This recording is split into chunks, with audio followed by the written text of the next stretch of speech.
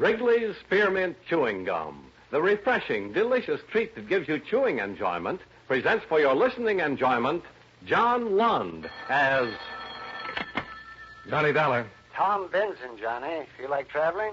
Not particularly. Why?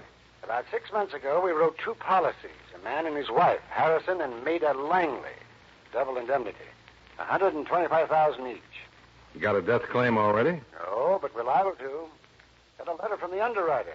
Says Langley claims somebody's trying to murder both him and his wife. Where do I go? Sundown Rubber Plantation, Kuala Lumpur, Federated States of Malaya. Well, I should have my passport around here somewhere.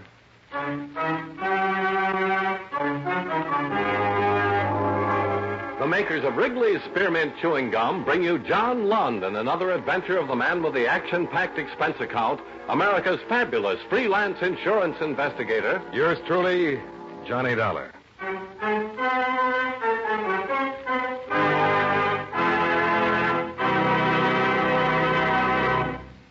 Friends, the makers of Wrigley's Spearmint Gum present these weekly adventures of Johnny Dollar because they know that millions of you enjoy Johnny Dollar.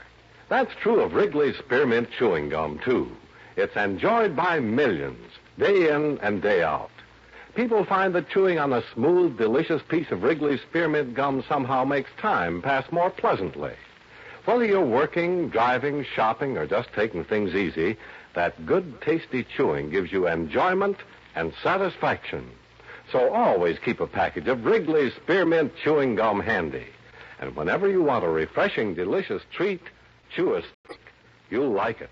You really will.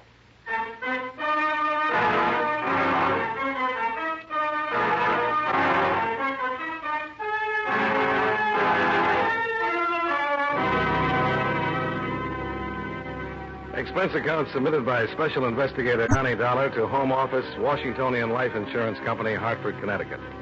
The following is an accounting of expenditures during my investigation of the terrified Tuan matter.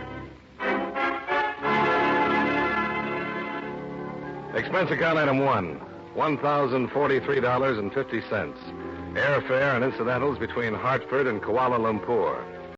I checked into the Coliseum Hotel and then walked over to Batu Road and the offices of George Allister, the rubber and tin broker who doubles in brass as your Malayan representative.